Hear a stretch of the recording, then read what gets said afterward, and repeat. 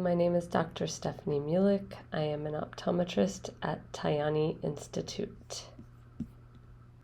Part of our Next-Gen training, we went through the home page, the intake, the histories, and now we are on the preliminary exam. So you're going to click on the preliminary exam page. And the first thing ours has here is visual acuity.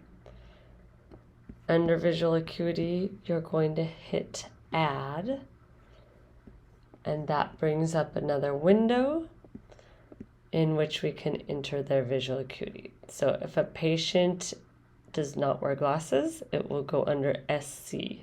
And if you click on OD, the right eye is the OD, then you can decide which is here. So if they were 20/40, let's say, we click 20/40. If they wear and then the left eye as well. If they were 20/60, we click that. If they wear glasses or contacts, it'll be under CC.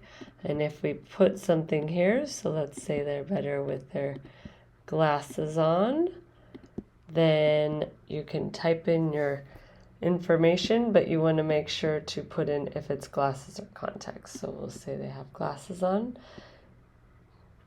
Another example is if someone wears contacts. Sometimes we have patients who do monovision, so one eye may be pretty poor at a distance, but maybe really good up close. So if you go near vision CC with correction, this eye may actually have very good near vision because they may have monovision.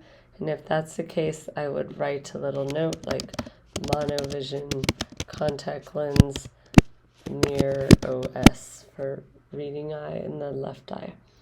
So that's just an example. If you have a patient whose best corrected vision is 20/40 and 20/80, let's say, well, actually that wouldn't make sense. Let's say 20/40 and 20/60. Then you're going to want to pinhole this patient. So any patient who's 20/40 or worse, we want to get a pinhole vision at a distance. So they're going to hold up the little holes and read. If the vision improves with the pinhole, that often indicates that we may be able to just update their glasses and get them to improve. However, if it doesn't or just barely improves, then it may be a situation of needing cataract surgery. So again, anytime you have CC, you just want to make sure you put in if it was glasses or contacts. You can adjust that. Anytime a patient is 20/40 or worse, you want a pinhole. And then anytime a patient complains of glare and reduced vision, then we want to make sure we do a glare test. And to do a glare test, in many of our offices, we have a little machine called a BAT. And in some of our offices, we don't, and we just use a pin light. So we can do glare test on the right eye. And typically you want to do that if someone's complaining of glare and their vision is better than 20/40. I would say anywhere 20/20, 20/25, 20/30, or 20/40. Make sure you do a glare test. And if it's reduced, then oftentimes that indicates the glare is due to a cataract. If you glare and their vision's the same or better, then that's probably less likely due to a cataract.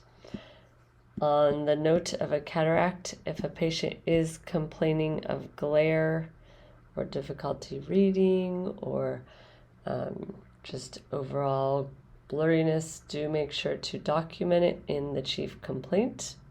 It needs to be noted. Okay, so then we have our glare test, and you would do that in each eye. So you may say the glare vision on any patient who has had cataract surgery.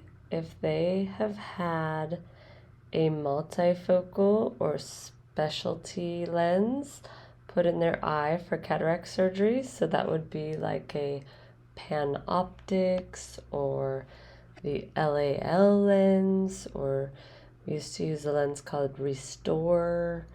There's a lens called Vivity. Any of those custom specialty IOL lens implants would need to have their near vision checked. So you wouldn't want to do it the first day post-op because typically they're not seeing that well on first day.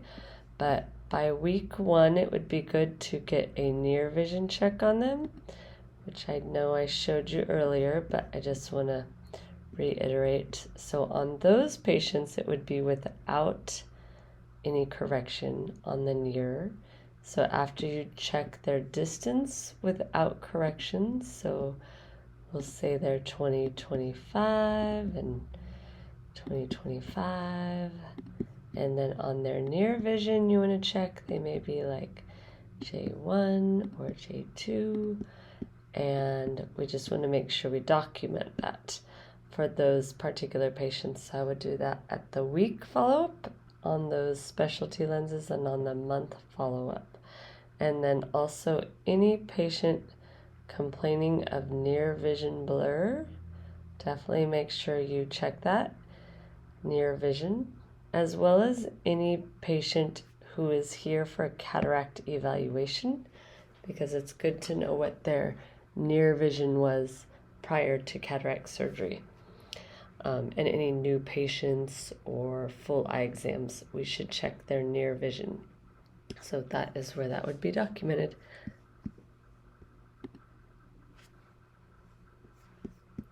Tab is the IOP. So most of our techs use a tono pen, and some of them do Goldman, but you can click tono pen, and then you can just click your numbers here. And then typically we would have something like that. And then on your lensometry and refraction, we want to get the reading of their glasses. If they're wearing glasses, we want to get the measurement of the lens called lensometry. And typically we have an optician who can help us with that. Or in some offices we have an automated lensometer, and it's really easy. You just put it in there and it reads it for you. But you're going to put in the numbers, so it might be a number like, oops, not an equal sign, because that would be weird, -2, and we use plus cylinder in our office, so the second number would be a plus if there is a second number, and then you'd have an axis like this. This would be their lensometry. If it's a bifocal or progressive, there would be another number, maybe like a 2 or something. The autorefraction, you want to do an autorefraction on all new patients, all cataract evaluations, all 1-week cataract post-ops, any patient complaining of blurred vision, and anyone who's new to Nextgen. We want to make sure to get an autorefraction on any of those patients. And again, you're going to write it just like the lensometry. There will be a little printout that you get. The manifest is for the optometrist. This wouldn't apply to my techs, but if the optometrist does their refraction, they would put it in here. Keratometry is going to be done with the autorefraction. It's going to be printed on a slip, and you're going to get some numbers like this, and then you're going to get an axis, and then you're going to do this, and you just type in those numbers. So we want to make sure, again, on all of those new patients, cataract evals, 1-week cataract post-ops, or anyone new to Nextgen or complaining of their vision, that we get that autorefraction and the keratometry. So that is that once you have it in. And of course you want to do it in the right and left eye. I was just being quick to show you, but you always want right and left eye, and then you can hit OK. Once that's in there, you can scroll down, and if you forgot something in that tab we were just in, you can add it here as well. So let's say we forgot the keratometry on the left eye, you can click here and then you can type it in, and it will allow you to type that in there. So that should work, and then you do this. And then pachymetry is a measurement that we don't do just on all eye exams. That would be during testing on a separate visit. And it's a measurement of the thickness of the cornea, so we don't have to type that in today. We do need to type in if the patient is normal and oriented like to time and place. There may be an occasion when someone's not oriented, meaning maybe they have severe dementia or Alzheimer's or something, and you might need to put abnormal. But for most people, we're going to say they're normal and oriented. Okay, the next findings in the exam are our entrance tests. So these three: pupils, confrontation fields, and EOMs. And I do have some other videos on those that will explain what they are, but if you click here on external within normal limits, it gives you all of the normal findings. These adnexin eyelids is going to come from the doctor when they look at the patient. If the EOM is full, then you put full. If there's a restriction, you can select something they have here, or you can hit escape, and then you can delete that and say restricted in left gaze or something like that. Same thing with confrontation. If it's full, they get all 4 quadrants, then you're good. But sometimes they may miss, let's say someone has kind of droopy lids, they may miss the superior field. So we can put abnormal superior visual field. And then if you want to do the same on the other eye, you can just hit that little arrow, it'll pull it over. And same thing, if it's blank, you can pull over the blank. So that is how you do those. And then we would have to show you how to do those if you're not familiar. You need to make sure to put in your drops. So if a patient is being dilated, you will come over here, and typically we may do just tropicamide or tropicamide with phenyl would be the most common. We would click that and decide if it's both eyes, one eye, or the other.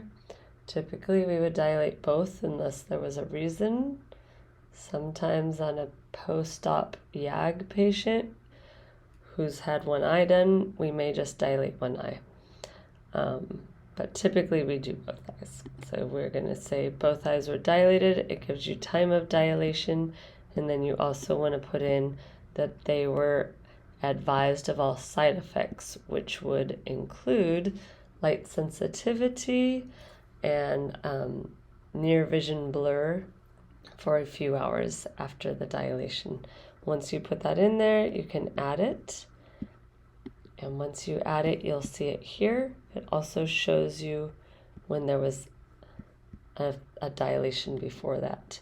So that is when a patient is not having a dilated eye exam, we must write in the patient was not dilated, and there's got to be a reason. So if they had narrow angles, an iris clip IOL, patient deferred the dilation, or it's not required for the exam. So not required would be like if they recently had a dilated eye exam and there was no need for a dilated eye exam.